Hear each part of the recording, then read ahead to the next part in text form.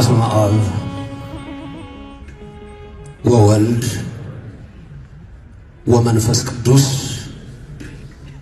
አሃዱ አምላክ አሜን። በዚህ ቅዱስ ስፍራ እግዚአብሔር አምላክ በሚወደው በዚህ ቅጽር የተሰበሰባችሁ አእይንተ እግዚአብሔር አበው ካህናት አሃው ዲያቆናት የቤተ ክርስቲያን ጌጦቿ ምእመናን አባቶቼ እናቶቼ ወንድሞቼና እህቶቼ እግዚአብሔር አምላክ የሚወዳችሁ ሕፃናት ጭምር ሰላም እግዚአብሔር ከሁላችን ጋር ይሁን።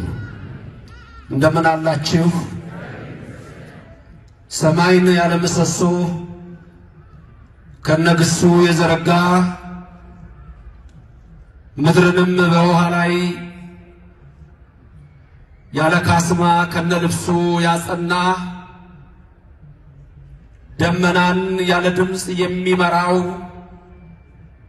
አየርን ሳይታይ የሚያስጉዘው የሚታየውንም የማይታየውንም ሁሉ የፈጠረ ኃያሉ አምላክ የሰራዊት ጌታ እግዚአብሔር ከዘላለም እስከ ዘላለም ለስም አጠራሩ ክብር ምስጋና ይግባው። ረድኤተ እግዚአብሔርን አጋዥ በማድረግ ዛሬ በዚህ ታላቅ ቅዱስ ደብር የምንማርበት የትምህርታችን ርዕስ በነቢዩ ሕይወት ኦርቶዶክስ ተዋህዶ በሚል ኃይለ ቃል ይሆናል። ሰው ለሰው አስታዋሽ ነው። ሰው ለሰው አሳሳቢ ነው። በልቡና የሚያሳድር በአእምሮ የሚቀርጽ የቃሉ ባለቤት ሕያው እግዚአብሔር የምትሰሙትን ቃል ሁሉ በልባችሁ ጽላት ይጻፍላችሁ። ለእኔም ለምናገረው ማስተዋልና ምስጢሩን እንዲያድለኝ አንደበቴንም እንዲያከናውን የአምላክ ቅዱስ ፍቃድ ይሆን ዘንድ በጸሎታችሁ አስቡኝ። ደሴቶችንም ለሚያቀልጠው ኃያልና ብርቱ አምላክ ከዚህ ሰዓት ጀምራችሁ ሁላችሁም ልቡናችሁን ለሰራዊት ጌታ ለእግዚአብሔር አስማርኩ። በነቢዩ ሕይወት ኦርቶዶክስ ተዋህዶ አንዱን ነቢይ ብቻ እጠቅሳለሁ። 16 ነቢያት አሉ። 16ቱ ነቢያት በሁለት ይከፈላሉ። ምን ተብለው ሰማችሁ? ስንት ነቢያት አሉ? በስንት ይከፈላሉ? ምን ተብለው? አበይት ነቢያትና ደቂቅ ነቢያት። ከደቂቅ ነቢያት ሳይሆን ከአበይት ነቢያት ወገን የሆነው ዳንኤል የተባለ ነቢይ አለ። በረከቱ በእኔና በእናንተ በሁላችን ይደር። ማ የተባለ ነቢይ? ማ የተባለ? ዳንኤል። ዳኛ እግዚአብሔር ዳኛ ነው ማለት ነው። እውነት ነው። እግዚአብሔር ዳኛ ነው። የምድር ነገስታት ይሻራሉ፣ የምድር ዳኞች ይሻራሉ።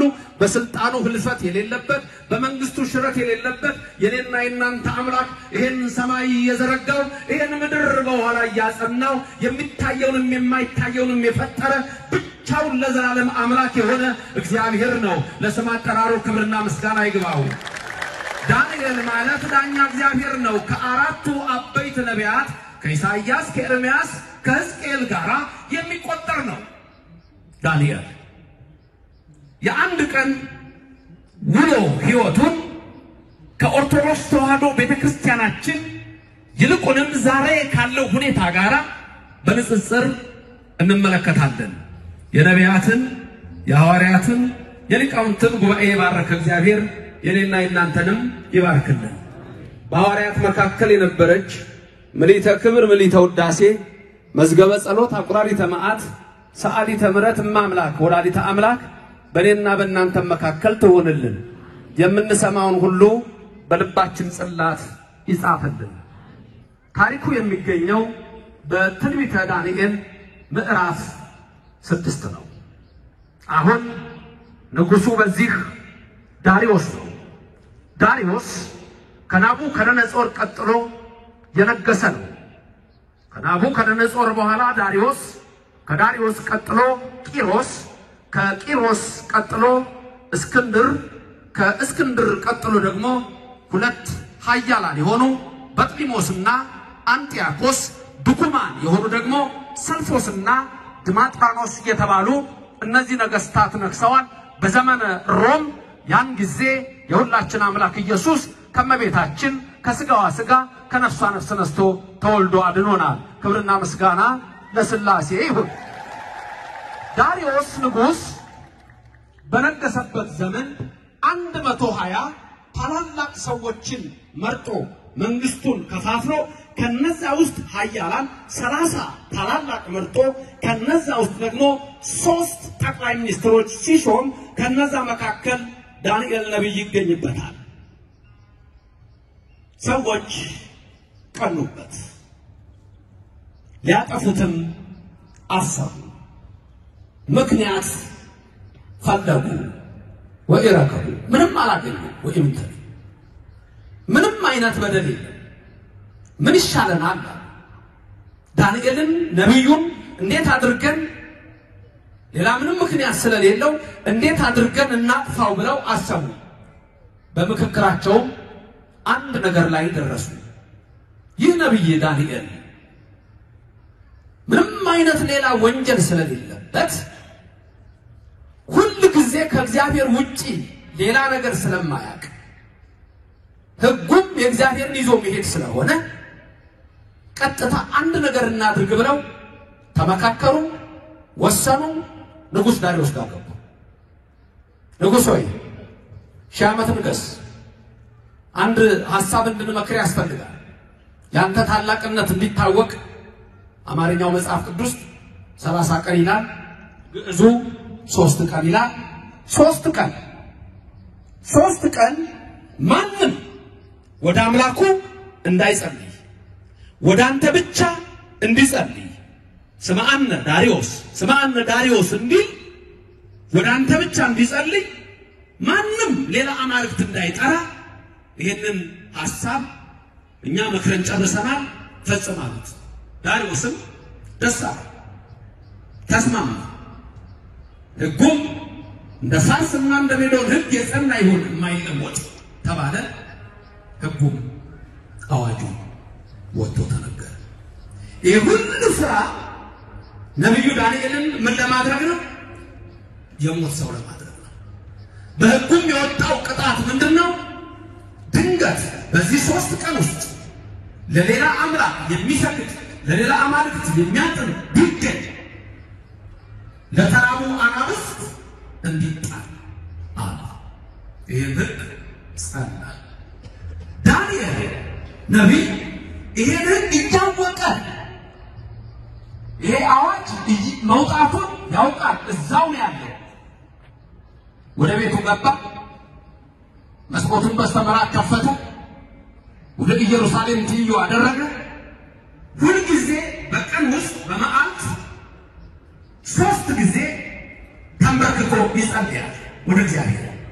ስለዚህ መስኮቱን ከፈተ፣ በስተምስራቅ በኩል አደረገ። እሱ ያለው አሁን የት ነው? ባቢሎን ነው። እስራኤል 2 ታላላቅ ምርኮ ደርሶባቸዋል። 1 በአሦር፣ 2 በባቢሎን። በአሦራውያን በ722 ቅድመ ልደተ ክርስቶስ 10 ነገድ ማርከው 2 ነገድ ብቻ ተርፈዋል። በ536 ቅድመ ልደተ ክርስቶስ የባቢሎን ንጉስ ናቡከደነጾር መጥቶ ከዳሪዮስ በፊት የነበረው ንጉስ ሙሉ በሙሉ 12ቱንም ነገድ ጥርግ አድርጎ ወስዶ ባቢሎን አምጥቷቸዋል። ዳንኤል ያለው አሁን ባቢሎን ሀገር ነው፣ የአሁኗ ኢራቅ ባግዳድ። በዛ ያለ ሁሉ ጊዜ የሚያደርገው በቀን 7 ጊዜ ይጸልያል። በእለቱ ውስጥ ደግሞ በመዓልቱና በሌሊቱ 7፣ በቀን ውስጥ ግን 3 ጊዜ ተንበርክኮ ይጸልያል። መስኮቱን ወደ ኢየሩሳሌም ትይዩ አድርጎ ተንበርክኮ ሲጸልይ ተሰብስበው መጥተው አገኙት። ተሰብስበው መጥተው አግኝተው ይዘው ወደ ንጉሱ ቀረቡ። ንጉሥ ሆይ ሺህ ዓመት ንገስ። ንጉሥ ዳሪዮስ አዋጅ አውጥተሃል፣ ሕግ ወጥቷል። በዚህ በ3 ቀን ውስጥ ማንም ወደ አምላኩ እንዳይጸልይ ወይም ለአማልክት እንዳያጥን ሁሉም ዳሪዮስ ስማን እያለ እንዲጸልይ ሕግ ወጥቷል። ይህን ሲያደርግ ደግሞ ሲጥስ የተገኘ ሕጉን ያላደረገ ለአናብስት ጉድጓድ እንዲጣል ተብሏል። ይኸው ከአይሁድ ወገን ከሆኑት ወገን ዳንኤል የተባለው አንተ የሾምከው ይህ ዳንኤል ያንተን ትእዛዝ ሳይቀበል ይኸው ለአምላኩ ሲጸልይ ተገኝቷል። ዳንኤል ልክ ነው? ንጉሡ ያው ልክ ነው። ምክንያቱም ዳንኤል ከእግዚአብሔር ዘንድ ያለውን ግንኙነት በምድራዊ ነገስታት አይለውጥም። ስለዚህም ንጉሡ አዘነ። ዳንኤልንም ይወደው ስለነበረ በአናብስት ጉድጓድ እንዲጣል የሚለው ሕግ የጸና ስለሆነ እንደ ሜዶንና እንደ ፋርስ ዳንኤል በአናብስት ጉድጓድ እንዲጣል ሕግ ነውና ንጉሡ አዘነ። ቀኑን ሙሉ ጠዋት ነበር ሲጸልይ የተገኘው። ቀኑን ሙሉ ስብሰባ ተደረገ። ዳንኤል ለአናብስት ይጣል አይጣል ንጉሡ ሲከራከርለት ዋለ። ምሽት ላይ ግን ንጉሡ በመኳንንቱ በመሳፍንቱ ተሸነፈ። ዳንኤልንም ለአናብስት አፍ እንዲጣል ለተራቡ አንበሶች እንዲጣል በጉድጓድ ውስጥ ተወሰነ። ዳንኤልም ጸሎቱን አላቋረጠም። በቀን ስንት ይጸልይ ነበር? አጠቃላይ በ24 ሰዓት ውስጥ ኦርቶዶክስ ቤተክርስቲያን ስንት ነው በቀን መጸለይ ይገባል? 7። የነፍስ አባት ኮሚቴ ሁሉንም ስለማትችሉ እኮ ካህናትን በጸሎት አስቡ የሚባሉ አባቶች ሲገኙ እኮ ሁሉንም አትችሉትም። እስቲ 7 በቀን ውስጥ መጸለይ ሰዓቱ በኋላ እነግራችኋለሁ። ከኔ መጽሐፍ ላይ ዲያቆን ገጽ 325 ላይ 26 ላይ 326 ላይ በቀን 7 ጊዜ መጸለይ እንደሚገባ ከነ መጽሐፍ ቅዱሳዊ ማስረጃ ቀጥሎ ያለው ቃል እንድትሰሙት እፈልጋለሁ። መጽሐፈ አኒ ወሥርዓት ገጽ 326 ላይ በቀን 7 ጊዜ ስንት ሰዓት ነው የሚጸለየው? በቀን 7 ጊዜ። እስቲ በቀን 7 ጊዜ በሰዓቱ የሚጸለየው የምታውቁጃችሁ ነው። በስንት ሰዓት እንደሚጸለይ የምታውቁጃችሁ ነው። እሺ የማታውቁጃችሁ ነው። የማታውቁ እሺ አሁን ታውቃላችሁ። እግዚአብሔር የተመሰገነ ይሁን። ይቀጥል። በሱ በጸሎት በተንስኡ ለጸሎት በሚለው ካነበቡ በኋላ እንገባበታል። ጸሎት በቀን 7 ጊዜ እንደሚጸለይ የሰው ልጅ እንደ መላእክት ያለማረፍና ያለማቋረጥ የመጸለይ ብቃት ስለሚያንሰው እርግጥ እንደ መላእክት የሆኑ ቅዱሳን ባይጠፉም ለምእመናን ግን በቀን 7 ጊዜ እንዲጸልዩ ሕገ ቤተ ክርስቲያን አለ። እነዚህም በ7 የተወሰኑ ናቸው። የሚችል ሁሉ በእነዚህ ሰዓቶች ይጸልያል። ከዚያ ውጭ ግን አይጸልይም ማለት አይደለም። በእነዚህ ሰዓቶች ቢያንስ አባታችን ሆይ የሚለውን ይጸልይ ዘንድ ይገባል። ኩሎ አሚረ እባርከከ ወእሴብ ለስምከ ለዓለም ወለዓለመ ዓለም መዝሙር 144። በዚህም ዓለም በሚመጣውም ዓለም ከስምህ ምስጋና አቀርባለሁ ማለት ነበረ። በቅዱስ ኪዳንም ሀበነ ዘወትር ጸሎተነ አስበ ጸሎታችንን ስጠን፣ አንድም አብዝተን እንድንጸልይ አድርገን ብለን እንለምነዋለን። ከዚህ ቀጥሎ የምንመለከታቸው የ7ቱ ሰዓታት ጸሎት ምሳሌና ምስጢር ነው። ስባ ለለቴ እሴብሐከ። አሁን እንትኗን ብቻ ርዕሷን ሰዓቷን ብቻ ያስተምሯቸው። ስንት ሰዓት እንደሆነ የመጀመሪያው አንደኛው ስንት ሰዓት ላይ ነው? በነግ ወይም ማለዳ የሚለው ጠዋት ላይ የሚጸለየው ነግ እንደነጋ ጠዋት። ቀጥሎ ስንት? ሁለተኛው ላይ በሰለስት 3 ሰዓት ላይ የሚጸለይ ጸሎት አለ። 3 ሰዓት ብትችሉ በዛይ ሰዓት የፈለጋችሁበት ስራ ይሁን የፈለጋችሁበት ቦታ ይሁን አቡነ ዘበሰማያት ቢያንስ ድገሙ 3 ሰዓት ላይ። ለምን እንደሆነ እሱን በዝርዝር መጽሐፉ ላይ ታገኛላችሁ።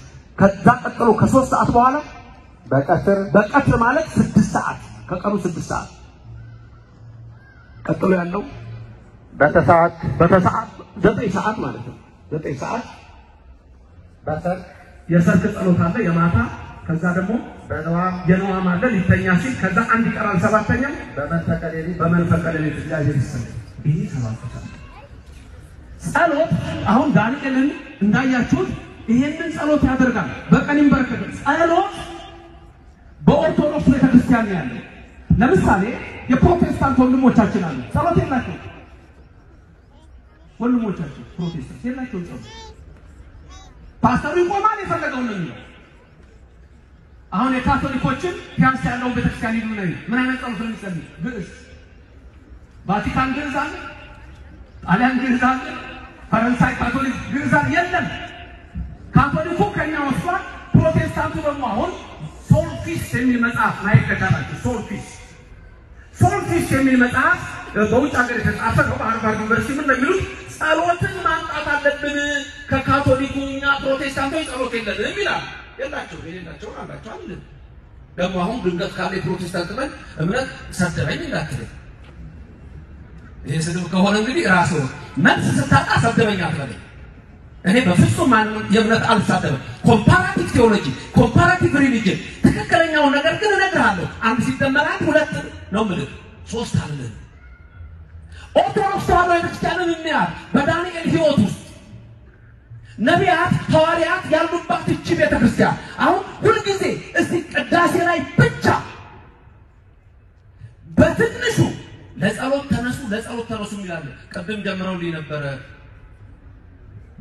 ተንሱ ለጸሎት ለምሳሌ በትንሹ 13 ጊዜ ይባላል። በትንሹ አይደል ይበሉት እስቲ የሚያውቁት ስለሆነ እኮ ነው። ተንስ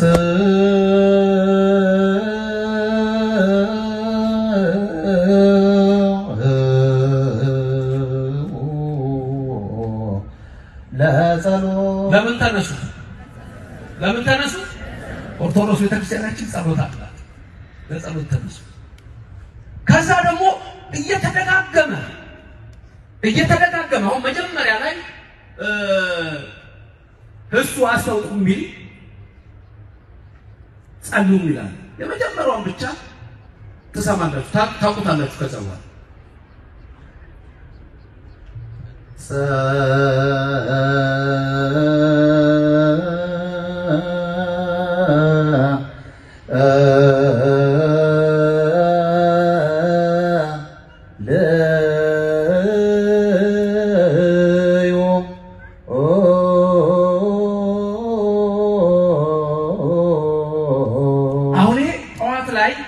ቅዳሴው ተገብቶ አሐዱ አብ ተብሎ ከዛ ዲያቆኑ መጀመሪያ የሚለው ነው ከእግዚአብሔር ምሕረትን ፈልጉ ይቅርታን ፈልጉ እና ተነሱ ጸልዩ ይላችኋል። ምሕረቱን ይላክልን።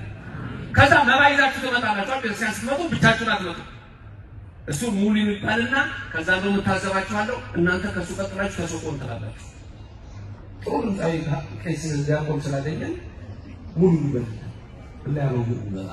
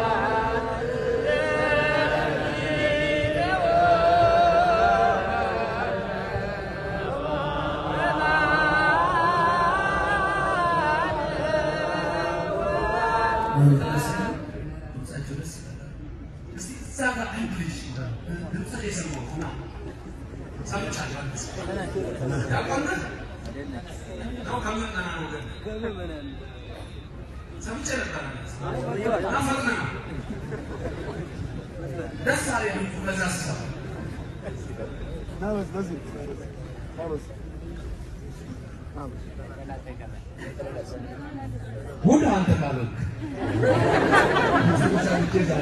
Mira más Ustaz.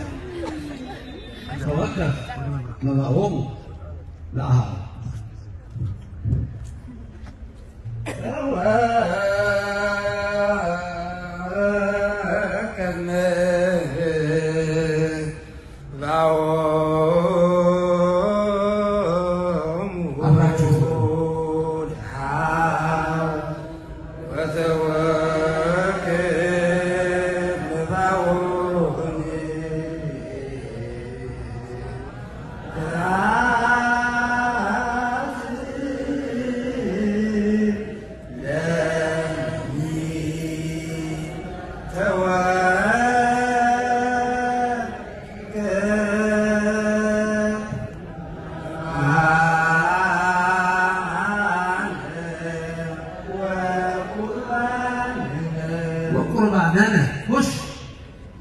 እግዚአብሔር የተመሰገነ ነው። አሁን ከመመናኑ ጋር አሁን ይሄ ጸሎት ያለው ኦርቶዶክስ ተዋሕዶ ውስጥ ነው። አሁን ለእናንተ የተጸለየው ተወቀበላው ነው። የወንድሞችን መባቸውን ተቀበል፣ የእህቶችንም መባቸውን ተቀበል። ከዛ ደግሞ ለእኛም ቁርባናችንን ተቀበል። ክብርና ምስጋና ለሥላሴ። መስዋዕቱን ወደ ኢየሩሳሌም አድርጎ ተንበርክኮ ይጸልይ ነበር። ዳዊት 7 ጊዜ፣ ነቢያት 7 ጊዜ፣ ሐዋርያት 7 ጊዜ ይጸልዩ ነበር። በኦርቶዶክስ ተዋሕዶ ቤተክርስቲያን ነው ያለው። ለምን? የነቢያት ልጆች የሐዋርያት ልጆች ስለሆናችሁ። ክብርና ምስጋና ለሥላሴ ድረስ። ከዛ ቀጥሎ ደግሞ ሌላ ጸልዩ አለ። ወንጌል ሊነበብ ሲል በእንተ ወንጌል ቅዱስ ነው አይደል? ምንድነው ጸልዩ? በእንተ ወንጌል ቅዱስ ደግሞ አለ።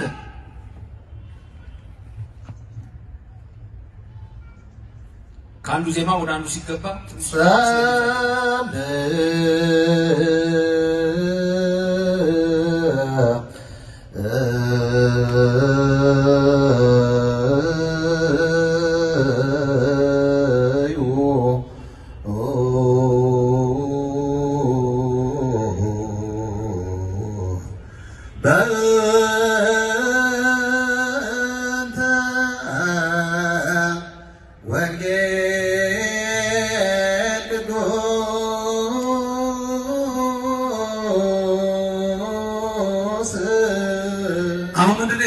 ስለ ቅዱስ ወንጌል ምን አድርጉ?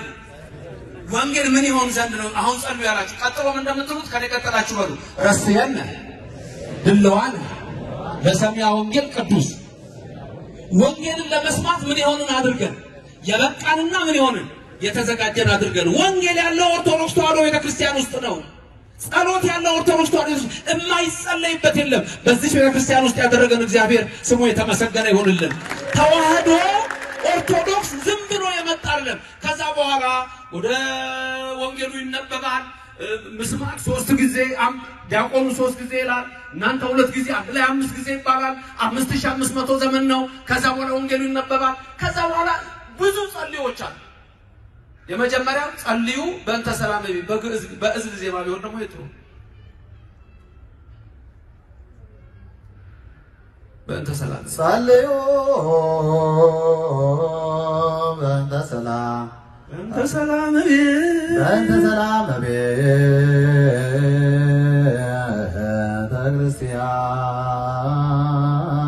ስለ ቤተ ክርስቲያን ሰላም ምን አድርጉ? ጸልዩ ስለ ቤተ ክርስቲያን ሰላም። ምክንያቱም ስለ ቤተ ክርስቲያን ሰላም ማለት ለዚህ ቤተ ክርስቲያን ጥሩ ሰላም ለእናንተ ለክርስቲያኖች ነው ሰላም። እግዚአብሔር ሰላሙን ይስጠን። ሰላም ለኢትዮጵያ፣ ሰላም በሰሜኑ ይሁንልን፣ ሰላም በደቡብ ይሆንልን፣ ሰላም በምዕራብ ይሆንልን፣ ሰላም በምስራቅ ይሆንልን፣ ሰላም በማዕከል ይሆንልን፣ ሰላም ለኢትዮጵያ ሁሉ ይሆንልን። እግዚአብሔር ጦርነቱን ያርቅልን፣ ቸነፈሩን ያርቅልን። ጸልዩ በእንተ ሰላም ቤተክርስቲያን፣ ለዚህ ቤተክርስቲያን ጸልዩ፣ ለምእመናንም ጸልዩ። ሰላሙን ይስጠን መድኃኔዓለም። ከዛ በኋላ እንደውም በእንተ ሰላም ራሱ አለ። እንደውም በአራት ማዕዘን እንደዚህ ሰላምታ ተሰጣጣላችሁ። እንደውም ዲያቆኑም ደግሞ ኧረ ለኛም ጸልዩልን ይላል። ወደዛኛው ልሰዳችሁና ጸልዩ በእንቲያን ሙሉን ይባልና ከዛ ወደዛ ልሂድ። እንግዲህ ጸልዩ በእንተ ዛቲ እኔ ሳልፈው አልፈቀደልኝም። ቀጥል። ቤተ ክርስቲያን ቅድስት ወማህበርነ ውስቴታ። እውነት ነው። ቃለ ሕይወት ያሰማልን። እስቲ ዝማሬ መላእክት ያሰማልን በሉ። አመስግኑልኝ። እግዚአብሔር ይስጥልኝ፣ እግዚአብሔር ያክብርልኝ። አሁን እንደውም ያው ስለ ህዝቡ በዚህ ቤተክርስቲያን ውስጥ ስላሉ ስለ ቤተክርስቲያኒቷ ሁሉ ይጸልያል። በውስጣችሁ ለእናንተ ለእኛ ጸልዩ ጸልዩ ጸልዩ ጸልዩ። በሁሉም ነገር ላይ ጸልዩ። ይሄ በቤተክርስቲያናችን ውስጥ ያለ ነው። እግዚአብሔር ያክብርልኝ መምህርዬ፣ እግዚአብሔር ይስጥልኝ፣ እግዚአብሔር ያክብርልኝ። ይሄ እንግዲህ በተዋህዶ ውስጥ ነው ያለው። እንገራችሁ አሁን ከባድ ጥያቄ ልጠይቃችሁ ነው። እንግዲህ መምህር ቀለመወርቅም አሉ፣ ሌሎችም ካህናት አሉ። መምህራችሁ ፊት ሳትዋሹ እንዴት ትናገራላችሁ? በየሳምንቱ እየመጣችሁ በየሳምንቱ በየሰንበቱ ቤተክርስቲያን ሄዳችሁ የምታስቀድሱ እጃችሁን አሳዩኝ። ቪዲዮ አይቀረጹም እንደዚህ፣ ምክንያቱም በረከታቸው ስለሆነ እዚህ ጋር ብቻ እንዲሁ ደግሞ ይታያል። በየሳምንቱ የምታስቀድሱ በየሳምንቱ የምታስቀድሱ እሺ፣ የማታስቀድሱ በየሰንበቱ እየመጣችሁ የማታስቀድሱ አዩ አውሩ ነው። እንግዲህ ጥቅሙን እንድታውቁት ብዬ ነው። የጸሎት ሁሉ ማህተም ቅዳሴ ነው። ሌላም ቦታ እየጠየቁ ነው እንደናንተ እጁን የሚያወጣው ሰው የሚያስቀድሰው ቁጥሩ የማያስቀድሰው የእናንተ ነው ያለው። ቅዳሴ ስጋው ደግሞ የሚፈተትበት መድኃኒታችን ኢየሱስ ክርስቶስ ትልቁን ምስጢር የሰራበት ነው። ቅዳሴ አስቀድሳችሁ ስትሄዱ ጸሎታችሁ ከዕጣኑ ጢስ ጋር ወደ ሰማይ ይወጣል። ቅድም ተወከፍ መባኦሙ የተባለው ጸሎታችሁ ጭምር ነው። የሚጸልዩትን ጸሎት ተቀበል። እግዚኦ ተሳሃለን እግዚኦ ተሳሃለን፣ አቤቱ ይቅር በለን አቤቱ ይቅር በለን ያላችሁትን ሁሉ የሚያደርገው ቅዳሴ ላይ ነው። ማህሌቱም ልዩ ነው፣ ሳታቱም ልዩ ነው። ቅዳሴ ከሁሉም በላይ ነው። እያንዳንዱ ክርስቲያን በዕለተ ሰንበት ሊያስቀድስ ይገባዋል። ዳንኤል ሕግ ወጥቶበት የአምላኩን ስም እንዳይጠራ ሕግ ወጥቶበት ትእዛዝ ወጥቶበት ይንበረከክ ነበረ። በደርግ ዘመነ መንግስት የውይይት ክበቦች እሁድ ጠዋት ነበር የሚጠሩት። እሁድ ጠዋት አይሆማ ይባላል፣ አይሴማ ይባላል። እሁድ ጠዋት ለምን? ኦርቶዶክስ ተዋህዶ ቤተክርስቲያንን ለማዳከም። ከዛ ቀጥለው ደግሞ መጡና አሁን እስካለው ድረስ ደግሞ የምታዩት በዘዴና በጥበብ የኦርቶዶክሱን ቤተክርስቲያን ለማዳከም አጠገቡ ደግሞ ሌላ ምስልና ጣዖት ታቆማለ። አንተ ይሄ ነው በዚህ ተከተል ይሉሃል። አሁን ያሉት ደግሞ በዛ አይነት መንገድ ነው። ታሪክ እንዲጠፋ፣ ኦርቶዶክስ እንድትጠፋ፣ ቤተክርስቲያናችን እንድትጠፋ፣ ዳንኤል በአናብስት ጉድጓድ እንዲበላ የምድር ነገስታት በተዋህዶ ላይ ይነሳሉ። እዚች ቤተክርስቲያን ላይ ይመጣሉ። አንተ ላይ ነው የሚዘምቱት፣ አንቺ ላይ ነው የሚመጡት። ዳንኤል ምንም ወንጀል አልነበረበትም። ተዋህዶ ቤተክርስቲያናችን ምንም ወንጀል የላትም። ኢትዮጵያን ከማስከበር ጣሊያንን ከማሳፈር ድንበር ከመጠበቅ ውጪ ተዋህዶ ምንም ወንጀል የለባትም። እውነት ነው ያላት። ክብርና ምስጋና ለእግዚአብሔር ይድረሰው። ምንድነው ያላት? ምንድነው ያላት? እውነት ነው። ተዋህዶ ምንም አይነት ነገር እንከን የለባትም። ደግሞ ይሞክራሉ። የአንድ ብሔር ሊያረጓት ይሞክራሉ የአንዱ ሊያረጉ ይሞክራሉ ሽምሸባው የነከለ ይልሃል ዳዊት ያሸበሸበው ዝማሬው ይልሃል ይመጣባል እባቡ መልካም ወጣት ይልሃል ይሰባሰባሉ ሰፍረዋል ተሰበሰቡ በዳንኤል ላይ በነብዩ ላይ አዋጅ አድርገው ከንጉሱ ጋር ተማከሩ በተዋሕዶ ላይ ምክር ቆይቷል ከአፄ ኃይለ ሥላሴ ዘመን ጀምሮ ኦርቶዶክስ ተዋሕዶ ላይ ዘመቻ አለ ዘመቻው ግፊቱ ከውጭ ነው ለአናብስት ይጣላል ዳንኤል ከአምላኩ በስተቀር ምንም ሌላ ወንጀል የለበትም አሉ ተዋሕዶ ምንም ወንጀል የለበትም ትምህርትን ያመጣች ስነ ጥበብን የሰጠች የስነ ህንጻ ውበትን ያስተማረች የሰው ልጆችን እኩልነት የምትጠብቅ ይህቺ ቅድስት ቤተክርስቲያን ምንም እንከን የለባትም ክብርና ምስጋና ለእግዚአብሔር ይድረሰው ተዋሕዶ ቤተክርስቲያናችን ዘርና ጎሳ አትሰብክም ማነው ዛሬ ላለው ለኢትዮጵያ ህዝብ በዘርና በጎሳ ለመከፋፈል ምክንያት የሆነው ስትል በአብዛኛው የፓስተሮች ስብከት በደቡቡ በማይከሉ በሰሜኑ ሳይቀር ተዋሕዶ ኦርቶዶክስ ያንተ አይደለም እየተባለ ተሰበከ በቋንቋ ተሰበከ በቀበሌ ተሰበከ በዘር ተሰበከ እኛ ግን የሁሉ ናት ቤተክርስቲያን ክርስቶስ የሁሉ ነው በዚህ ቤተክርስቲያን ልዩነት የለም ባሪያና ጨዋ ግሪካዊና ይሁዳዊ የለም ለሁሉም ክርስቶስ ሞቷል በዚህ አንድ ነገር ነው የምናምነው ሰዎች ነን ክብርና ምስጋና ለእግዚአብሔር ይድረሰው ምኖች ነን ሰዎች ነን እስቲ ታዩ ሁላችሁም ታዩና ንገረኝ እስቲ አማራውን ትግሬውን ኦሮሞውን ወላይታውን ሶማሌውን ንገረኝ እስቲ ታዩ ምን ይታወቃል በዚህ ውስጥ አንነገር ግን ነግራችኋለሁ ሁላችሁም የክርስቶስ ናችሁ ሁላችሁም የእግዚአብሔር ናችሁ በአገር ደረጃ ከመጣ ሁላችንም ኢትዮጵያዊ ነን ክብርና ምስጋና ለእግዚአብሔር ይድረሰው ምኖች ነን የማይስማማል ባትስማማ ለዘላለም ትቀራለህ ኢትዮጵያ ግን ለዘላለም ትኖራለች ክብርና ምስጋና ለእግዚአብሔር ይድረሰው ለዘላለም በሚኖር ዳንኤል ምንም እንከን የለበትም ግን መከሩበት ለአናብስቱ ጓልታ አሁን ምን አይነት ነገር ነው ያለው በዚች ሀገር ላይ ኦርቶዶክስ ተዋሕዶ ቤተክርስቲያን ልክ እንደ ጨቋኝ እንድትታይ ይደረጋል ግን በዘዋሪው እየሆነች ነው እየተጨቆነች ነው እኛ ሌላ እምነት ያለበት ቦታ ሄደን ቤተክርስቲያን እንተክላለን እዩት በኦርቶዶክስ ተዋሕዶ ቤተክርስቲያን ሌላ እምነት ያለበት ቦታ ሄደን ፈልገን ቤተክርስቲያን እንተክላለን ተክለን እናውቃለን ንገሩኝ ግን ይከተሉናል ይሄ ትምህርት አይሆንም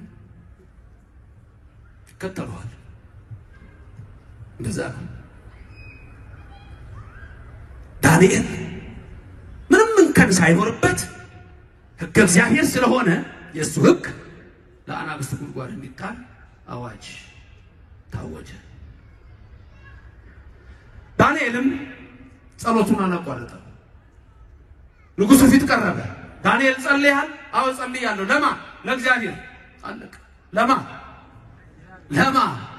ክብርና ምስጋና ይግባው እነሱ ወሰኑት ግን ምንድነው ለንጉሱ እንዲጸልይ ለሶስት ቀን ንጉስ ዳሪዮስ ደግሞ በቃ ዳንኤልን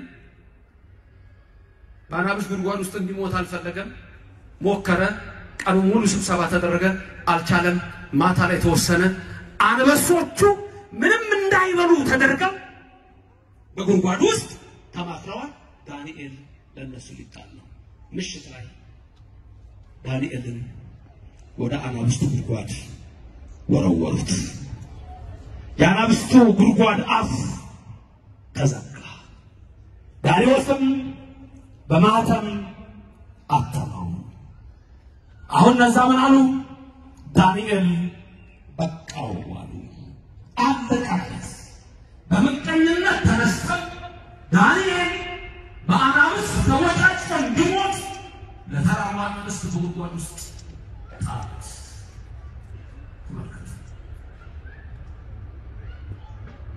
ዳንኤል በአናብስት ጉድጓድ ውስጥ ገብቶ እነሱ በቃው ብለው ወደ ቤታቸው ሲገቡ ንጉሱ ዳሪዮስ ግን ተጨነቀ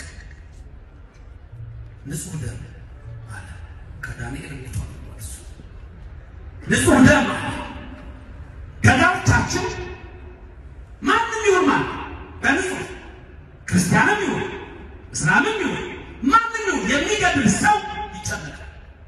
እግዚአብሔር ሰው በሰው ይሞት ዘንድ ማንም ሃይማኖተኛም ይሁን ሃይማኖተኛም አይሁን ሁሉም ሰው በእግዚአብሔር ፍጥረት ውስጥ አለ። ብዙ ጊዜ አንድ ልናገረው ነገር አለ። አበበም አይሞት መገርሳም አይሞት ሀጎስም አይሞት አረጀማልም አይሞት መሐመድም አይሞት አልማዝም አትሞት ጫልቱም አትሞት ከልጃም አትሞት የሰው ልጅ ሁሉ አይሞት። ይሄ ተስማማላችሁ?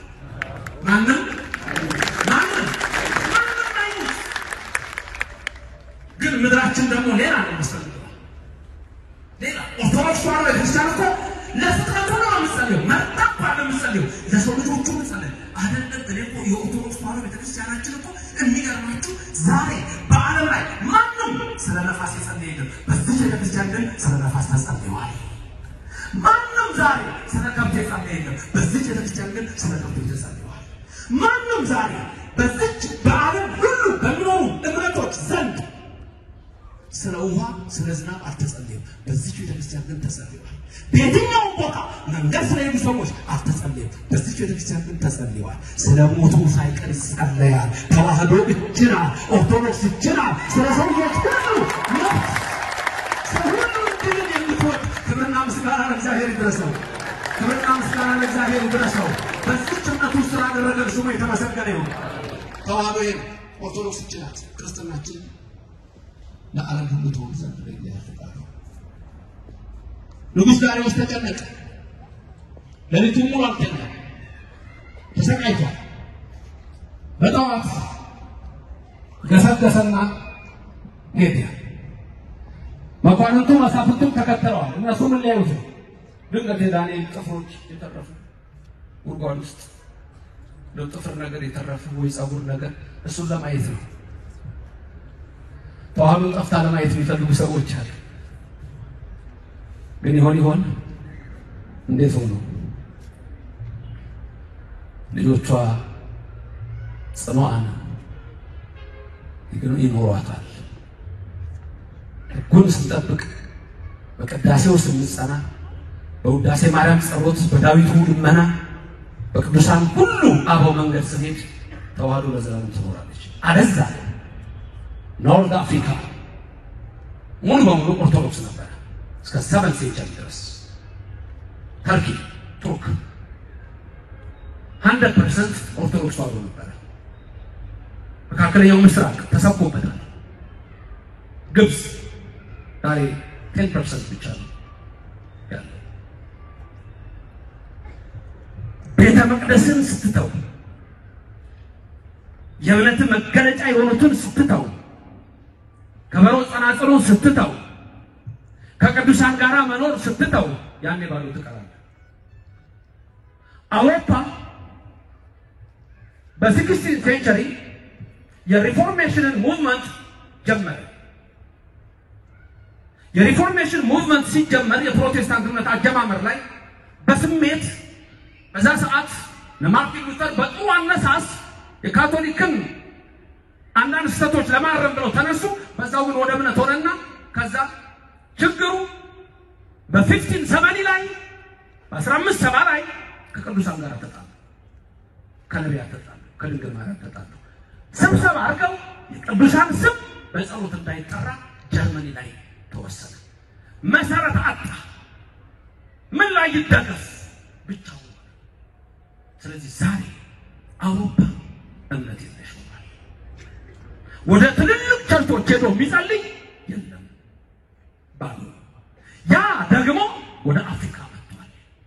የአፍሪካን ሕዝብ ክርስቲያን ማድረግ በሚል ቀድሞ በኮሎናይዜሽን መጡ፣ አልሆነም። አሁን ግን ጆሞ ኬንያታ የኬንያው ፕሬዝዳንት የጥንቱ የቀድሞ እንደተናገረው ነው።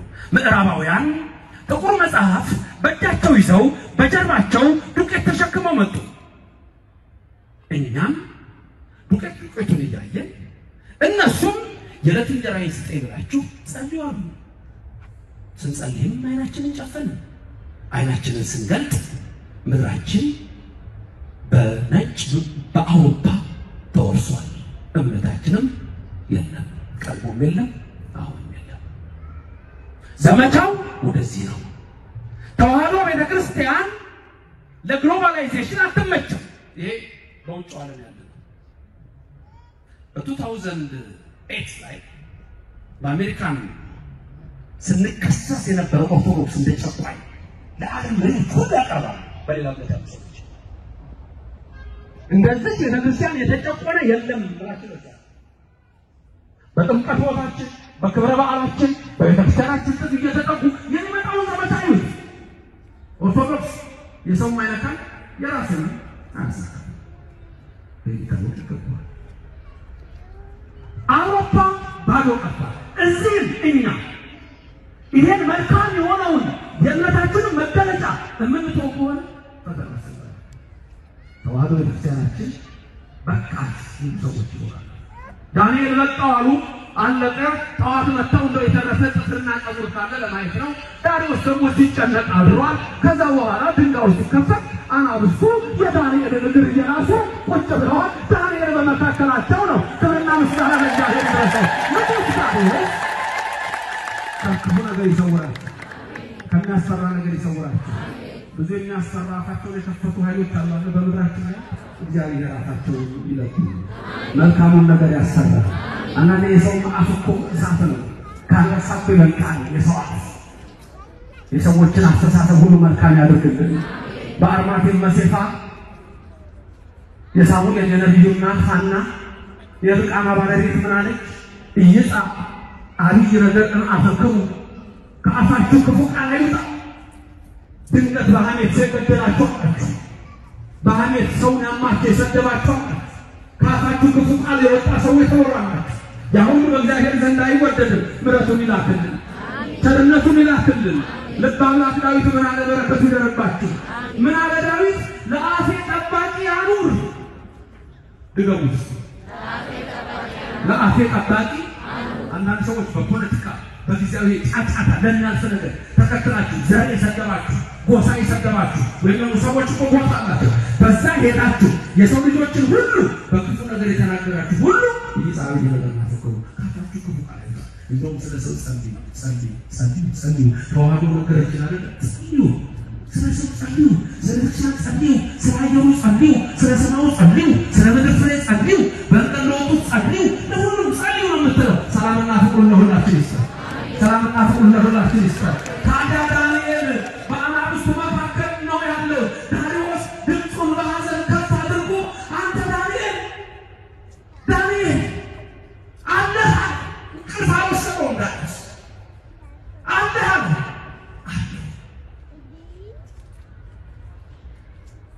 የምታመልከው አምላክ አዳነህ።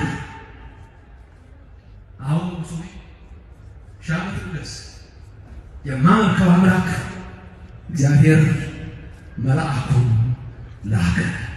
ፈነወ መልአኩ ወአዳነኒ። መልአኩን ላከና አዳነኝ። ወፈጸመ አፈ አናብስት፣ የአናብስቱንም አፍ ዘጋ። ገብርኤል ነበር የመጣው፣ ወረደ፣ አናብስቱን አዘዛቸው። ዳንኤል ንጉሣችሁ ነው አላቸው። ከዛ ዳንኤል የቀደመውን የአዳም ባህሪ ተላበሰ። እነዛ የሚናጠቁ እንደ ጥፍሮቻቸው ኃያላን የሆኑ አናብስት ለዳንኤል ግን ከእግሩ ስር ተደፍተው ይሰግዱለት ነበረ።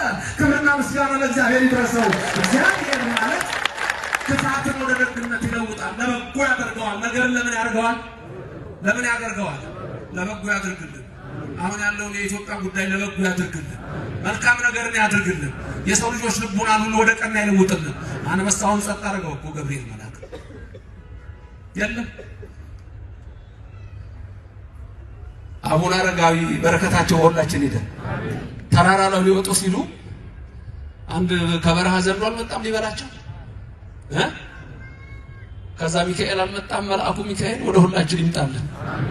ምን አለው? ዘንዶን በል ዘሚካኤልን ይዘህ፣ ዘሚካኤል ነው አቡነ አረጋዊ ስማቸው ነው። ይዘኸው ሊበላቸው የመጣው ልኮ ይዘሃቸው ተራራ ላይ ሊወጣ ስለሆነ ይዘኸው ተራራው ጫፍ ላይ አድርሰዋል። እሺ ዘንዶ አቡነ አረጋዊን ጥምጥም አድርጎ ይዞ ተራራው ጫፍ ላይ ወስዶ ቁጭ። ክብርና ምስጋና ለእግዚአብሔር ይድረሰው። አይችልም እግዚአብሔር? አያደርግም እግዚአብሔር? ያደርጋል በሉኛ ያደርግም ወይ እግዚአብሔር ክብርና ምስጋና ለስሙ አጠራሩ ይድረሰው። በአንተ ላይ ክፉ ነገር ሊመጣ ይችላል ይለውጣል። በዳንኤል ላይ ክፉ ነገር መጣ ለወጠ። በኦርቶዶክስ ላይ ክፉ ነገር ይመጣል ይለውጣል እግዚአብሔር ክብርና ምስጋና ለስሙ ይድረሰው። በእናንተ ሕይወት ክፉ አይመጣም? በኑሮ አይመጣም? በሕይወት አይመጣም? በትዳር አይመጣም? በልጅ አይመጣም? በዘመድ አትፈተኑም? ያኔ አውሬ ሆኖ የመጣውን ሁሉ እግዚአብሔር ያለስልስላችሁ መልካሙንም ያደርግላችሁ። አይችልም? አያደርግም? ስም አጠራሩ ለዘላለም የተመሰገነ ይሁን። እግዚአብሔር ታላቅ አምላክ ነው። የዮሴፍ ወንድሞች ሸጠውት ፍየል አርደው ልብሱን ገፈው ራቁቱን ጥለውት ወንድማቸው ፍየል አርደው ደማስነኩና ያዕቆብ ጋር ሄደው ለነሱ እኮ ስንቅ ይዞ የላከው ነው። እነሱ ዮሴፍ ይዞ የመጣውን ስንቅ እየበሉ ዮሴፍን ጉድጓድ ውስጥ ጨመሩታል። በኋላ ለግብፅ ሸጡት። እቤት ገቡና አባታቸው ምን አሉት? አባታችን ወንድማችን ወደኛ ልካው ነበር እንዴ? አው ልጅ ልጅው ይኸው ልብሱን አገኘን በደም ተነክሯል አሉት። አለቀሰ። በዛ ምክንያት አይኑ እስከሚፈዝ ድረስ መጨረሻ ግን እግዚአብሔር አዙሮ ዮሴፍ ጋር መጣቸው። ከዛ በኋላ ዮሴፍ መሆኑን ሲያውቁ በቃ ያን ያደረግነው ነው። ኃጢአት የሚሰራ ሰው ውስጡ ነው የሚጨነቀው። በደል ውስጡ ያስጨንቃል። ዳሪዎስ ሲጨነቅ እንዳደረ የዮሴፍ ወንድሞች ተጨነቁ። በቃ አሁን ሊገለን ነው ያንን የቀደመ የሰራነውን ስራ ብለው አስቡ። ከዛ መጡና ጉለ ድፍት አሉና ህልሙ ሁሉ ተፈጸመ። ህልሙ አይቶ ነበር ሲሰግዱለት። ክብርና ምስጋና ለእግዚአብሔር ይድረሰው። ታዲያ ምን አሉ? እንዳታጠፋን የቀደመ በደላችን አስበህ ብለው ሲሉት ዮሴፍ ነው እናንተ ሸጣችሁ ለክፉ ማድረጋችሁት፣ እግዚአብሔር ግን ለመልካም ለወጠው። ክብርና ምስጋና ለእግዚአብሔር ይድረሰው። እግዚአብሔር ወደ ምን ለወጠው? ወደ መልካም። ምንም አይነት ክፉ ነገር በእናንተ ላይ ይምጣ ከእግዚአብሔር ጋር እስከሆንን ድረስ እግዚአብሔር ወደ መልካም ይለውጣል። ወደ መልካም ይለውጣል። አይችልም? አያደርግም? ስሙ የተመሰገነ ይሁን። እግዚአብሔር አምላክ ዳንኤልን በአናብስቱ ጉድጓድ ውስጥ መልአኩ ገብርኤልን ልኮ የአናብስቱን አፍ ዘግቷል። ዛሬም በሕይወታችን የሚመጡ ፈተናዎች ሁሉ ለደግ ነገር ይለውጡልን። አንድ ሰው የጥንት ታሪክ ነው። ጉዞ እየተጓዘ ሲሄድ ወድቆ እግሩ ደምቷል። ወጣት ነው። እግሩን እያሻሸ ደሙን እየጠራረገ አንድ ሰው መጣ። ምን ሆንክ አለው። ወደቅኩና እግሬ ተሰበረ። ለበጎ ነው አለው። በደህና እግሩ መታውና ገፍትሮት አለው። እንዴት ለበጎ ትለኛለህ? አያችሁ፣ እንዴት ለበጎ ትለኛለህ?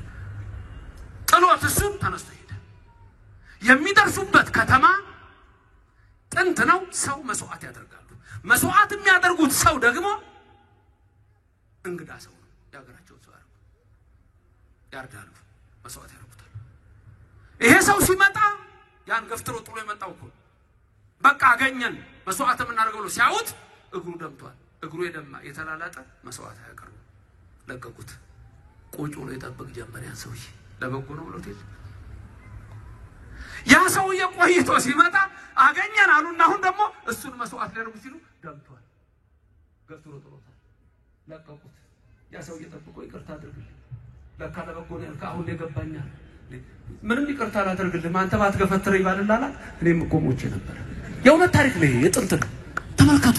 እግዚአብሔር ነገር ለምን ያደርገዋል? ለበጎ ያርግልን። ብዙ መከራ አለብን። አሁን ብዙ ስቃይ አለብን።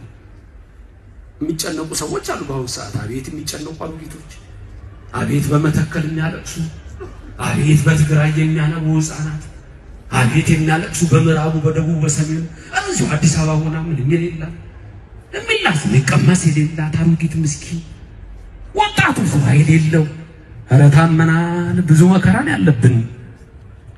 ወደ ምን ይለውጥልን?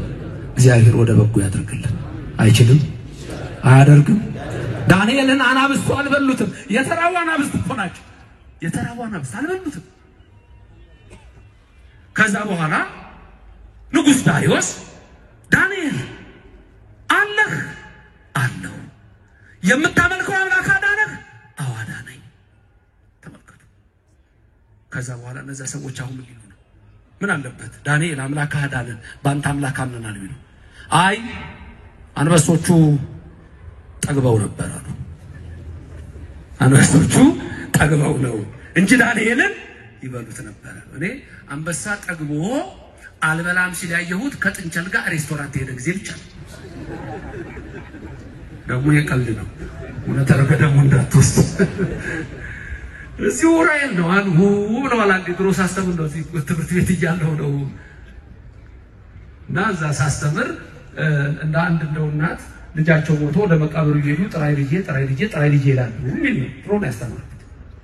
ከዛ አንድ ቀን ልጁ ተነሳና ማዬ ነይ ሲሉ አንተም አልበጀ ልጄ ላንተም አልበጀ ብለው ሄዱ እያስተምራለሁ። ከዛ አንድ ቀን ታክሲ ውስጥ ሆኜ እዚሁ ራእይ ነው ከሞት ተነስቶ እናቱን ጠራ ያለው ታክሲ ውስጥ ተውት። በልደሞ ሳቅ ስታገኝ መሳቅ ነው። አንበሳና ጥንቸል ሬስቶራንት ሄዱ። አስተናጋጅ መጣ አንበሳው ጋር። ንጉሥ ጋሼ ምን ልታዘዝ? ዝም አንበሳ። ኧረ ጌታዬ ምን ልታዘዝ እያልኩ ነው። ጸጥ። ጥንቸል ጎኑ ቁጭ ብላለች ከአንበሳ ጋር። ስዕሉ ታየኝ። ሬስቶራንት ከፍቶ ወደ ጥንቸሏ መጣና እሺ ላንቺስ ምን ልታዘዝ አላት። ያው ቅጠል ነው ሳላድ አምጣልኝ ሰላጣ። እሳቸው ሳይፈልጉ እሱማ ቢፈልግ አንተም እኔም እዚህ ጋር እንቀመጥ እና እዚህ ላይ ብቻ ነው ያየሁት እኔ አንበሳ አልበላም ሲባል። ይሄም ደግሞ የጥንቸል ወሬ ነው የኔ አይደለም። ይሄም የጥንቸል ወሬ ነው። አንበሶቹ ጠግበው ይሆናል አላ የዳንኤል ጠላቶች። አንዳንዴ በኦርቶዶክስ ተዋሕዶ ቤተክርስቲያናችን ድንቅ ተአምር ሲሰራ እኮ አይፈልጉም፣ አይነገርም እንጂ ስንት ተአምር ተደርጓል። ወደፊት ነው የምንሰራው። ስንት አብያተ ክርስቲያናት ሊያፈርሷቸው እየሞከሩ በአመግራኝ ዘመን ጸንተው ቆሙ። ዛሬ ጸንተው ቆሙ። በተዋሕዶ ቤተ ክርስቲያናችን ብዙ ድንቅ ነገር እግዚአብሔር የሚሰራባት የከሌ ቤት አለች፣ የአቶ ከሌ ቤት አለች፣ የመምህር ከሌ ቤት አለች፣ የፓስተር ከሌ ቤት አለች። ሌላ ጋር እኮ እያንዳንዱ እምነት ዓለም ላይ በሰው ስም ነው የተመሰረተው። በሰው ስም እቺ ግን በክርስቶስ የተመሰረተች ናት። ክብርና ምስጋና ለእግዚአብሔር ይድረስ። የእግዚአብሔር ቤት ናት ተዋሕዶ እምነታችን። ስሙ የተመሰገነ ይሁን። ይሄ ደግሞ እንግዲህ መመርመር ነው። ሄዳችሁ የከሌን እምነት ማመሰረተው ባለ ማየት ነው። ምን ችግር አለ? ብንነጋገርስ ምን አለበት? እነሱ ሲክዳሉ አይክዱም። እምነታቸው ማን መሰረተ አይክዱም። የታል ይክዳሉ? እዚህ ስትመጡ ግን መስራቹ ኢየሱስ ክርስቶስ ነው። ስሙ ለዘላለም የተመሰገነ ክብር ምስጋና ይግባው። ደግሞ እችን ቤተክርስቲያን እናታችን ነው የምንላት። እናታችን ኦርቶዶክስ አቤት መታላችሁ እናት አላችሁ። ድንግል ማርያም እናታችሁ ናት። ተዋሕዶ ቤተክርስቲያን እናታችሁ ናት። ቅዱሳን እናቶቻችሁ ናቸው። ክብርና ምስጋና ለእግዚአብሔር ይድረሰው። ከዚህ ቤተክርስቲያን ስትወጡ እናት የላችሁ እናት ከዚህ ቤተክርስቲያን ስትወጡ። ስለዚህ ሁላችንም በዚህ ቤተክርስቲያን ውስጥ በምንኖርበት ጊዜ ልንገራችሁ ሌላም ነገር አለ። ክርስትና ስም ያላችሁ እጃችሁ ክርስትና ስም ያላችሁ እሺ አውርዱ። ሁላችሁ ከዚህ ጭምር ስትወጡ ክርስትና ስም አውራችሁ በእናንተ እግዚአብሔር ይጠራል ማለት ነው። በእስራኤል አልተጠራም፣ በኤሳውም አልተጠራም። እግዚአብሔር ለምን እምነታቸው ከኦርቶዶክስ ስትወጡ ክርስትና ስም የላችሁ፣ እናት የላችሁ። እውነቱን ነገር ካላችሁ አባትም አይኖራችሁ። በዚህ መኖር ለኛ መልካም ነው አለ ቅዱስ ጴጥሮስ። በረከቱ ይደርብን። ጻድቅ ሰው በበቀል ትፈር ያለው ልበ አምላክ ዳዊት ይሄን ጻድቅ በቃ እንደ ዘንባባ ያፈራራል። ተመልከቱ። ወይ በዚህ ከመዘጋው ሊባኖስ እንደ ሊባኖስ ይሆናል። ለምን ተቆላንም ተውስተ ቤተ እግዚአብሔር በእግዚአብሔር ቤት የተተከሉ ስለሆኑ በእግዚአብሔር ቤት የተተከላችሁ እናንተም በዘንባባ ያበባችሁ የኦርቶዶክስ ተዋሕዶ ልጆች ስም አላችሁ፣ እናት አላችሁ፣ አባት አላችሁ፣ መንግስተ ሰማያት አላችሁ። ክብርና ምስጋና ለእግዚአብሔር ይድረሰው። ስሙ የተመሰገነ ይሁንልን።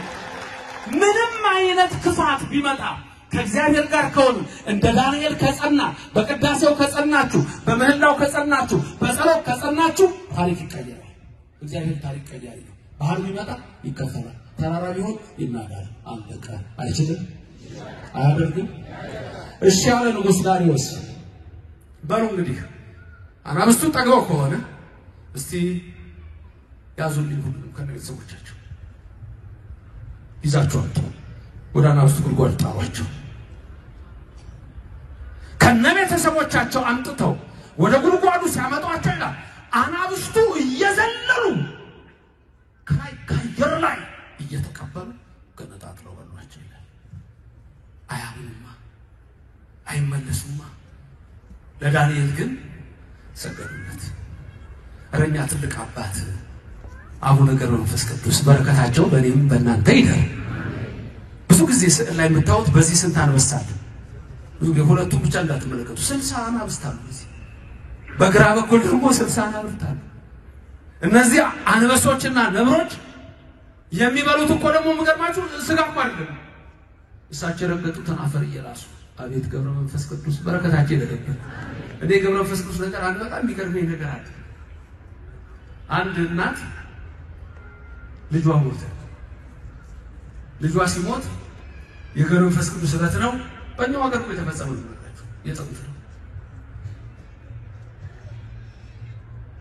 ሰው ሁሉ አስከሬኑን ይዛ ስትሄድ ወዴት ይዘሽ ልትሄጂ ነው? ለአቡነ ገብረ መንፈስ ቅዱስ ማህበር የተደረገበት ቤት አለ። እዛ ማህበር ይሄዳለሁ። ኧረ እባክሽ ሴትዮ አብደሻል እያሏት አስከሬኑን ይዛ ሄደችና እዛ ቤት ገብታ ማህበሩ የተደረገበት ቤት ይሄ ደርሶ ጸበል የተጠመቀበት ነው ብላ የሞተ ልጇን ጋር ውስጥ ወዲያው ማየያ ላይ ይጣራም። ክብርና ምስጋና ለእግዚአብሔር ይድረሰው። ስሙ የተመሰገነ ይሁን። አይችልም እግዚአብሔር? አያደርግም እግዚአብሔር? በቅዱሳን ላይ ድንቅ እኮ ነው። ድንቅ ነው እግዚአብሔር። እኛ እኮ ይሄ ነው ዳንኤልን በአናብስት ጉድጓድ ውስጥ እኮ ተመልከቱ። ዳንኤል የአናብስቱ አፍ የተዘጋው በገብርኤል መልአክ ሲሆን በእግዚአብሔር ከላይ ሲሆን በራሱ በዳንኤል ደግሞ በጸና እምነት ነው። እምነት ያስፈልጋል። የጸና እምነት ጸና። ወደ ኢየሩሳሌም ትዩ መቅደሱን እየከፈተ በቀን 7 ጊዜ ይጸልያል። በዕለት ውስጥ 3 ጊዜ እየተንበረከከ ይጸልያል። ሁሉ እኮ ነው የሚታዘዝላቸው። አንበሳና ነብር የሰሩትን ቆይ ልንገራችሁ። የአቡነ ገብረ መንፈስ ቅዱስ ይሄን ማሳልናገር አልጨርስም። መምህር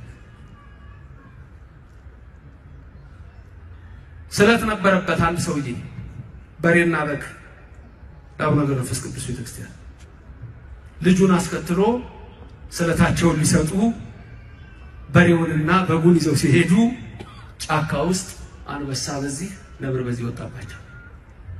አባትና ሊጠለው ወደ ቤታቸው ሮጡ። ከዛ በኋላ አንበሳውና ነብሩን ገብረ መንፈስ ቅዱስ አዘዙ። አንበሳውን በሬውን ወስደህ ሳር እያበላህ ውሃ እያጠጣህ በዛሬ ዓመት እንድታመጣ፣ ነብሩን ይሄን በግ ወስደህ ሳር እያበላህ ውሃ እያጠጣህ በዛሬ ዓመት እንድታመጣ ወሰድ።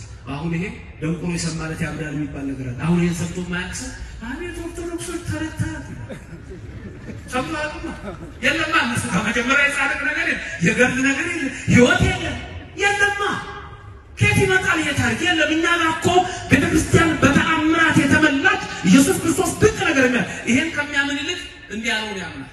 አንድ ቀን ነዳጅ ልቀዳ ስል ኪሴ ስገባ ገንዘብ አጣባለ። ገንዘብ አጣ ወይኔ እየተጨነቄ ጌታ ኢየሱስ 5 ብር ነፋስ አመጣና በመኪና መስኮት አስገባኝ። በሱ ቀዳው። ሃሌሉያ! ጌታ የተመሰገነ ይሁን። ይሄን ያምናል።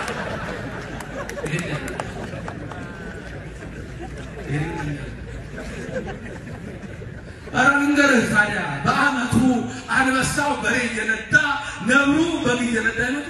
ሰው ተሰብስቧል ለልቅስ። ካህናቱ ማህሌቱን አቋርጠው ዛፍ ላይ ህዝቡ ሁሉ አልተማል ቀረ ተሰቃደለ በትንትን ሁሉ በሰው ቃል ተናገሩ አንበሳውና ነብሩ። ይሄን ብንነግረው አያምንም። ምክንያቱም መጽሐፍ ላይ የተጻፈው የበለዓም አህያ ተናገረች የሚለውን አያምንም። ሚካኤል ስታደርግ በጣም አይተናገርኩ ኦሪዛውን አታዩም እንዴ ምዕራፍ 23 ምዕራፍ 4 እንደሚነግረን የበጣም አህያ በሰው ቃል ተናገረ ለምን ተመታኛለህ ብላ ጠንቋዩን ከሰጠችው እንደውም ራሱ ሐዋርያው ምንድን ያለው ሰው በሰው ቃል መናገር የማይችለው አህያ በሰው ቃል ተናግሮ የነቢዩን እብደት አገደና አይችልም አያደርግም ክብርና ምስጋና ይገባል አንበሳውና ለመናገር አራተሽ አሁን ለረፈስ ምሳዘው ይሄው ይሄን መሬ ወሃያ ተጣው ሳል ያበላ ጠብቀህ አንተ ተብየው ነብሩም እንደዛው ስለታቸው ፈጽመው ተመለሱ ለእንስሳት የሚያስብ አንተ አስብ እግዚአብሔር ለአራዊት የሚያስብ አንተ አስብ እግዚአብሔር ነገርን ሁሉ ወደምን ይለውጣል በጎ ያድርግልን ከፋትን ወደምን ይለውጣል ወደ ደግነት ስሙ የተመሰገነ ይሁን ዳንኤል አናብስት ማለት ዳሪዮስ ተደነቀ አዋጅ ይወላችሁ እግዚአብሔር ፍቃድ መልካም ሆኖ የምታውት አዋጅ አወጣ አዋጁ ምንድነው ዘላለም ሕያው ሆኖ የሚኖር አምላክ የዳንኤል አምላክ ነው ዳንኤልን ከአናብስት አድኖታልና እሱ ስልጣኑ ሽረት የለበትም መንግስቱ ምልፈት የለበትም በግዛት የምትገኙ ሁሉ ለዳንኤል አምላክ እየተንቀጠቀጣችሁ ስገዱ እሱ ብቻ አምላክ ነው አለና ንጉሱ አዋጁን በአዋጅ ለውጦ ይህ የእግዚአብሔር ስም በመላው የዳሪዮስ ግዛት ተነገረ ተሰበከ ክብርና ምስጋና ለእግዚአብሔር ይድረሰው ብቻውን የሆነ አምላክ ስሙ ለዘላለም የተመሰገነ ይሁን እውነት ነው የኛ አምላክ እግዚአብሔር ሰማይን የዘረጋ እሱ ነው ቀን ፀሐይን ያደረገ እሱ ነው ለሊት ጨረቃን ያደረገ እሱ ነው አራዊቱን እንስሳቱን የፈጠረ እሱ ነው ምድርን በውሃ ላይ ያጸና እሱ ነው ኃያል አምላክ እሱ ነው ምን ታደርጋለህ የማይለው ዘላለማዊ ነው የምድር ነገስታት ይሻራሉ ያልፋሉ ይጠፋሉ ዓለሙም ምልፈቱ ቅድመ አስተሬቱ ከመታየቱ ማለፉ ይቀድማል እሱ ግን ለዘላለም ነው ክብርና ምስጋና ለስሙ ይድረሰው አልፋ ኦሜጋ ነው ክብርና ምስጋና ለስሙ ይድረሰው ስሙ የተመሰገነ ይሁን እሱ የመጀመሪያ ምንም መጀመሪያ የለውም ለመጀመሪያነቱ መጀመሪያ የለውም ለመጨረሻነቱ ፍጻሜው ዘላለማዊ ነው የዳንኤል አምላክ ክብርና ምስጋና ይግባው ዳሪዮስ አዘዘ ለሱ አምላክ ለዳንኤል አምላክ ሁሉም ይስገዳል ተዋህዶ ቤተክርስቲያን ሁሉም እያለቀሰ የሚመጣበት ጊዜ አለ እያለቀሱ ይመጣሉ ልንገርህ እውነተኛ ሰዎች ዛሬ በዚህ ውስጥ ያሉ ከቅዱሳን የተጣሉ ከመላእክት የተጣሉ ከድንግል ማርያም የተጣሉ እያለቀሱ ይመጣሉ ሌላ ቦታ ህይወት የለም ህይወት በዚህ ነው በዚህ ውስጥ የሚኖር ሰው ተኩላኑ ሙንቶስ ተቤተ እግዚአብሔር እንዳለን ፍሬ ማፍራት ይችላል ፍሬ በማያፈራ ዛፍ ስር ግን አለ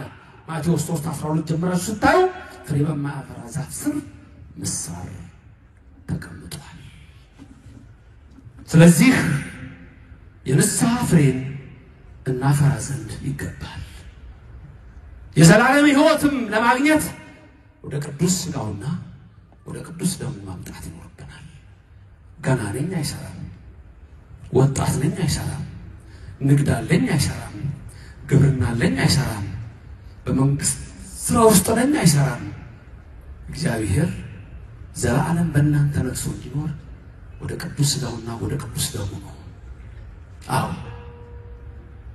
በዕለተ ሰንበት ነው በቅዳሴው ጸሉ የስሜት ሳይሆን የእውቀት ሰው ሆኖ ኦርቶዶክስ እውቀት ትፈልጋለች እውቀት ሃይማኖታዊ እውቀት ነው እውቀት የቤተክርስቲያን እውቀት ነው ያን ስትይዙ ወደዚህ ስትመጡ እግዚአብሔር ታሪክ ይለውጣል ሀገራችንን የበረከት ሌላ ደግሞ ተርፈን አፍሪካን የበረከት ዓለምን ሁሉ የበረከት ልናደርግ እንችላለን ዳንኤል ነብይ መስኮቱን ከፍቶ ወደ ኢየሩሳሌም ትዩ ይጸልይ ነበር እኛም በጸሎት እንጽና እንበርታ። ጌታችን መድኃኒታችን ኢየሱስ ክርስቶስ ደቀ መዛሙርቱ ምንድነው ያላቸው? መንፈስ ዝግጁ ነው፣ ስጋ ግን ደካማ ነው አላቸው። ወደ ፈተና እንዳትገቡ ተግታችሁ ጸልዩ። ወደ ፈተና እንዳትገቡ ተግታችሁ ጸልዩ። የተነገረን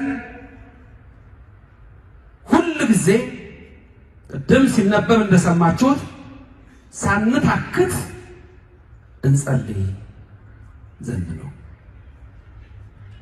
በአንደኛ ተሰሎንቄ ምዕራፍ 5 ቁጥር 17 ሳታቋርጡ ጸልዩ ይላል። ሳታቋርጡ ጸልዩ፣ በደስታም በሐዘን። ዳንኤል የአናብስቱ አፍ የተዘጋለት በጸሎቱ። የዳንኤል አምላክ ከሁላችን ጋር ነው። ቅድስተ ቅዱሳን ድንግል ማርያም በመልጃዋ አትለየን። በቀኝ በግራ ትቁምላችሁ፣ ከፊት ትምራችሁ፣ ከኋላ ትከተላችሁ። በልቡናችን ከልጇ ጋር ነግሳ ለዘላለም ትኖር። ቅዳሴ በምታስቀድሱ ሰዓት ቅድም እንዳልኳችሁ የሰሞኑ ትምህርቴ በጠቅላላ ሰዎች ኦርቶዶክሳውያን አንድ ቅዳሴ ማስቀደስ፣ ሁለት ዕለተ ዓርብ አንድ የተፈጠርንባት፣ ሁለት የዳንባት ናት። በተለይ ዓርብ ከ6 ሰዓት እስከ 9 ሰዓት ልዩ ሰዓት ነው። በዚህ ሰዓት ለምሳ ስትወጡ ከስራ ሊሆን ይችላል፣ በምንም ሊሆን ይችላል፣ ቅዳሴ ሊገባ ይችላል። መጣችሁ ግን ቤተክርስቲያኑ በር ላይ አቡነ ዘበሰማያት ቢያንስ ደግማችሁ መሄድ ይኖርባችኋል። በዛ ሰዓት ዓርብ ልዩ ቀናችን ነው። ዳንኪራው የሚጀምረው ዓርብ ነው። ናይት ክለቡ ከበሮውን ድምፁን ከፍ የሚያደርገው ዓርብ ነው። ቅዳሜ የለም። ወጣት ከመቅደሱ ሊያወጣ ሰይጣን ብዙ መንገዶችን ይዞ በመጥቷል። በክደት ይመጣብሃል፣ በዓለማዊ ርኩሰት ይመጣብሃል፣ በጫት ይመጣብሃል፣ በሲጋራ ይመጣብሃል፣ በሐሺሽ ይመጣብሃል። ሱሰኛ አድርጎ ያስርሃል። ከዛ እንደገና በሱ ያስርህና ሌላውን ደግሞ ይልክብህና ከሱስ ላወጣህ ነው ይልህና ከድጡ ወደ ማጡ ይዞ ይሄዳል። ጭራሽ ተጠንቀቁ፣ ተጠንቀቁ። ኑ በቅድስት ቤተክርስቲያን ተሰብሰቡ። በመሃል ላይ ሁሌ እናገራለሁ፣ ስብሐት ወክብር ለስሉስ ቅዱስ ይደሉ የሚባልበት ሰዓት እዚህ ላችኋል ቅዳሴ ላይ። እናንተ ደግሞ ምን ትላላችሁ? ስብሐት ወክብር ለስሉስ ቅዱስ ይደሉ። ልክ እሱ ሲያልቅ እናንተ አትሰሙም። ዲያቆኑ ጳውሎስ ማንበብ ስለሚጀምር አትሰሙም። ቄሱ ያ መስቀል ይዞ ሲዞር ጽናውን እየያዘ አንድ የሚደግመው ድግም ጸሎት አለ። ያ ጸሎት ምንድነው የሚለው? እንዲህ እየዞረ በከማና ህልካ ጥቅማ ኢያሪኮ ኢያሱ ገብርከ እያለ ቄሱ ይደግማል። ምን ማለት ነው? በኢያሱ እጅ፣ በባሪያህ በነዌ ልጅ በመስፍን ኢያሱ እጅ የኢያሪኮን ግንብ ያፈረስክ እግዚአብሔር ሆይ አሁን በኔ በባሪያህ እጅ ይላል ካህኑ። በኔ በባሪያህ በኃጢአተኛው እጅ። የካህኑ ጉዳይ አይደለም፣ የጸሎቱ ጉዳይ ነው የሚሰራው።